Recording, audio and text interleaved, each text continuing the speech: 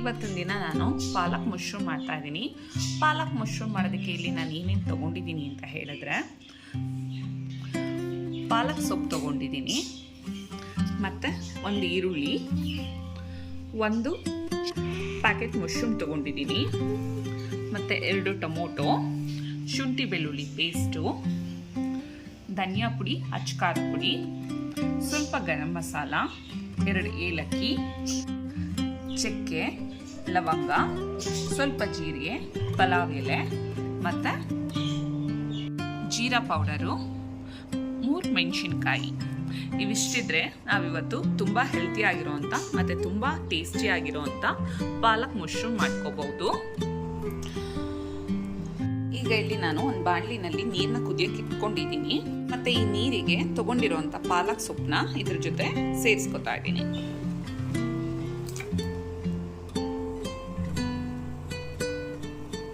ಒಂದು 10 ನಿಮಿಷ ಇದು ನೀರಲ್ಲಿ ಬೆಂದರೆ ಸಾಕಾಗಿರುತ್ತೆ. ಹಾಗಾಗಿ ಒಂದು ತಟ್ಟೆಯನ್ನು ನಾನಿಲ್ಲಿ ಮುಚ್ಚಿಡ್ತಾ ಇದ್ದೀನಿ.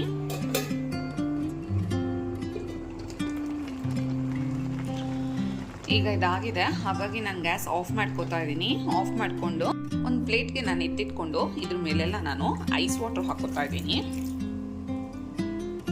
ಪೂರ್ತಿ ಈಗ ಇದು ತಣ್ಣಗಾಗಿದೆ, ಹಾಗಾಗಿ ನಾನು ಮಿಕ್ಸಿಗೆ ಹಾಕೊಂಡಿದ್ದೀನಿ. ಮತ್ತು ಇದನ್ನು ರುಬ್ಕೋಬೇಕಾದ್ರೆ ನಾನು ತೊಗೊಂಡಿದ್ದಂಥ 3 ಮೆಣಸಿನ್ಕಾಯಿನ ಇದ್ರ ಜೊತೆ ಸೇರಿಸ್ಕೊತಾ ಇದ್ದೀನಿ. ಸೇರಿಸ್ಕೊಂಡು ಫುಲ್ ಫೈನ್ ಪೇಸ್ಟ್ ಮಾಡ್ಕೋಬೇಕಾಗತ್ತೆ. ಈಗ ನಾನಿಲ್ಲಿ ಒಂದು ಬಾಣಲಿ ಇಟ್ಕೊಂಡಿದ್ದೀನಿ. ಅದಕ್ಕೆ ನಾನು 1 ಚಮಚದಷ್ಟು ಬೆಣ್ಣೆ ತೊಗೊಂಡಿದ್ದೀನಿ. ಈ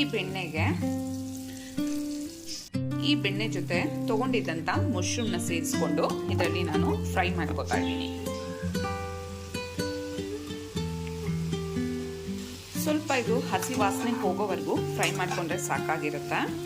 ಇದಕ್ಕೆ ಸ್ವಲ್ಪ ಉಪ್ಪನ್ನು ಕೂಡ ನಾನು ಸೇರಿಸ್ಕೊತಾ ಇದ್ದೀನಿ. ನಾನಿಲ್ಲಿ ಬೆಣ್ಣೆ ಜೊತೆ ಫ್ರೈ ಮಾಡ್ಕೊಂಡಿದ್ದೀನಿ. ನಿಮಗೆ ಬೇಕು ಅಂತಂದರೆ ತುಪ್ಪನೂ ಸೇರಿಸ್ಕೋಬೋದು, ಅಥವಾ ಬೇಡ ಅಂತ ಹೇಳಿದ್ರೆ ಎಣ್ಣೆ ಜೊತೆನಾದ್ರೂ ನೀವು ಫ್ರೈ ಮಾಡ್ಕೋಬೋದು.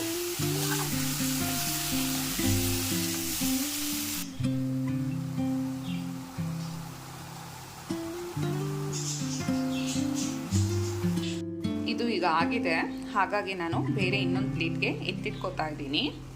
ಇದು ಬರೀ ಮಶ್ರೂಮಲ್ಲಿ ಏನಿರುತ್ತೆ ಹಸಿ ವಾಸನೆ ಅದು ಹೋದರೆ ಸಾಕಾಗಿರುತ್ತೆ. ಹಾಗಾಗಿ ನಾನು ತೆಗೆದಿಟ್ಕೋತೀನಿ. ನಾನೀಗ ಇಲ್ಲಿ ಮತ್ತೆ ಬಾಣಲಿನ ಕಾಯೋದಕ್ಕೆ ಇಟ್ಕೊಂಡಿದ್ದೀನಿ. ಮತ್ತು ಅದ್ರ ಜೊತೆಗೆ 1 ಸ್ಪೂನಷ್ಟು ಬೆಣ್ಣೆ ಹಾಕೋತಾ ಇದ್ದೀನಿ. ಇದ್ರ ಜೊತೆಗೆ ತುಪ್ಪನೂ ಕೂಡ ಸೇರಿಸ್ಕೊತಾ ಇದ್ದೀನಿ.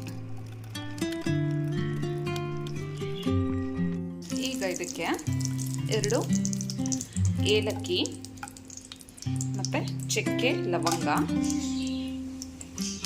ಅದ್ರ ಜೊತೆಗೆ ಪಲಾವ್ ಎಲೆ ಮತ್ತು ಸ್ವಲ್ಪ ಜೀರಿಗೆ, ಇದೆಲ್ಲವನ್ನು ನಾವು ಸೇರಿಸಿ ಒಗ್ಗರಣೆ ಮಾಡ್ಕೋಬೇಕಾಗತ್ತೆ. ಮತ್ತೆ ಈಗ ಒಂದು ಈರುಳ್ಳಿ ತಗೊಂಡಿದ್ನಲ್ಲ ಅದನ್ನು ಕೂಡ ಸೇರಿಸ್ಕೊತಾ ಇದ್ದೀನಿ.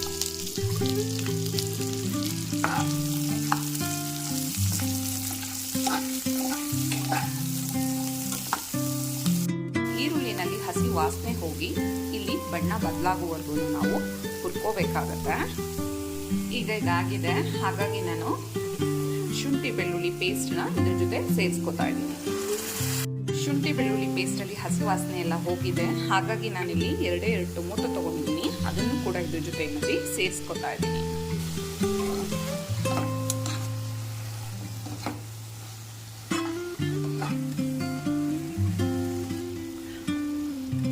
ಟೊಮೊಟೊ ಎಲ್ಲ ಫುಲ್ ಸಾಫ್ಟ್ ಆಗಿದೆ.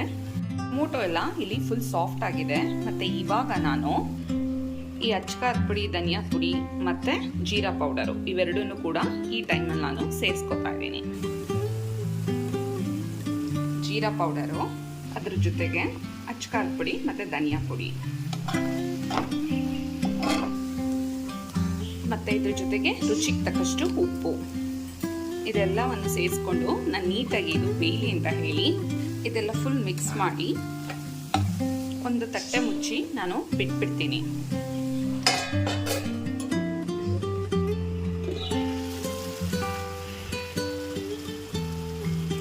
ಈಗ ಇದೆಲ್ಲ ಆಗಿದೆ, ಹಾಗಾಗಿ ಇದ್ರ ಜೊತೆಗೆ ನಾನು ಮೊದಲಿಗೆ ಮಶ್ರೂಮ್ ಸೇರಿಸ್ಕೊತಾ ಇದ್ದೀನಿ.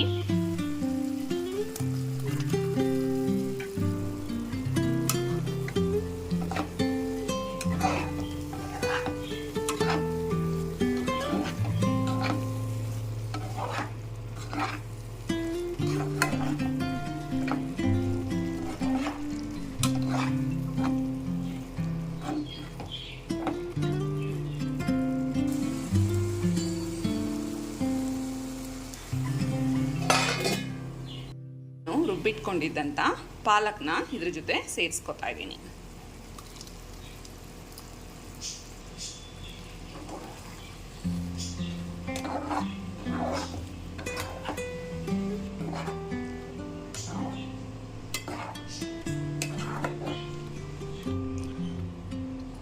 ಈಗ ಇದನ್ನೆಲ್ಲ ನಾನು ನೀಟಾಗಿ ಮಿಕ್ಸ್ ಮಾಡ್ಕೊಂಡಿರೋದಾಗಿದೆ. ಮತ್ತು ಹೀಗೆ ಸ್ವಲ್ಪ ಹೊತ್ತು ಇದು ಬೇಯಬೇಕಾಗತ್ತೆ. ಹಾಗಾಗಿ ನಾನು ತಟ್ಟೆ ಮುಚ್ಚಿ ಬಿಟ್ಬಿಡ್ತೀನಿ. ಮತ್ತು ಈಗಾಗಲೇ ನಾವು ಮಶ್ರೂಮ್ನ ಸೇರಿಸ್ಕೊಂಡಿದ್ವಿ, ಹಾಗಾಗಿ ಅದು ಉಪ್ಪು ಖಾರ ಎಲ್ಲ ಹಿಡಿದಿರುತ್ತೆ ಆ ಗ್ರೇವಿ ಜೊತೆ. ಇದು ಜಸ್ಟ್ ಏನಿದೆ ಅಂದರೆ ಪಾಲಕ್ದು ಏನು ನಾವು ಪೇಸ್ಟ್ ಸೇರಿಸ್ಕೊಂಡಿದ್ದೀವಿ ಅದು ಜಸ್ಟ್ ಅದರಲ್ಲಿ ಹಸಿ ವಾಸನೆ ಹೋದರೆ ಸಾಕಾಗಿರುತ್ತೆ. ಹಾಗಾಗಿ ಅಷ್ಟರವರೆಗೆ ಬೇಯಿಸಿದ್ರೆ ಸಾಕಾಗಿರುತ್ತೆ.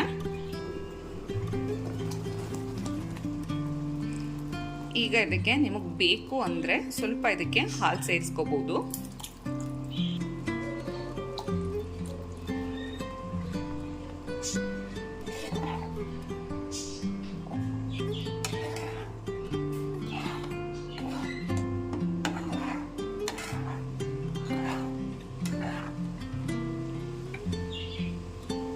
ಈಗ ಇದಕ್ಕೆ ಇನ್ನು ಸ್ವಲ್ಪ ಉಪ್ಪು ಸೇರಿಸ್ಕೊತಾ ಇದ್ದೀನಿ.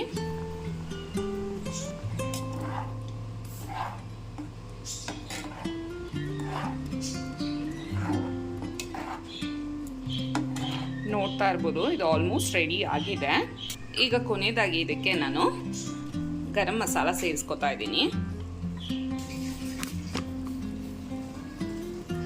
ಮತ್ತೆ ಈಗ ಇದನ್ನೆಲ್ಲ ನೀಟಾಗಿ ನಾವು ಮಿಕ್ಸ್ ಮಾಡಿಕೊಂಡು 1-2 ರಿಂದ 3 ನಿಮಿಷ ಇದರಲ್ಲಿ ಇದು ಗ್ಯಾಸ್ ಮೇಲಿದ್ರೆ ಸಾಕಾಗತ್ತೆ. ಈಗ ಇದಾಗಿದೆ, ಹಾಗಾಗಿ ನಾನು ಗ್ಯಾಸ್ ಆಫ್ ಮಾಡ್ಕೋತಾ ಇದ್ದೀನಿ. ಆಫ್ ಮಾಡಿಕೊಂಡು ಮತ್ತೆ ಇದ್ರ ಜೊತೆಗೆ ಕಸೂರಿ ಮೇಥಿನ ಇದ್ರ ಮೇಲೆ ಹಾಕೋತಾ ಇದ್ದೀನಿ. ಈಗ ನಾನು ಸರ್ವಿಂಗ್ ಪ್ಲೇಟ್ಗೆ ಹಾಕಿ ತೋರಿಸ್ತೀನಿ ಯಾವ ರೀತಿಯಾಗಿ ಬಂದಿದೆ ಅಂತ ಹೇಳಿ.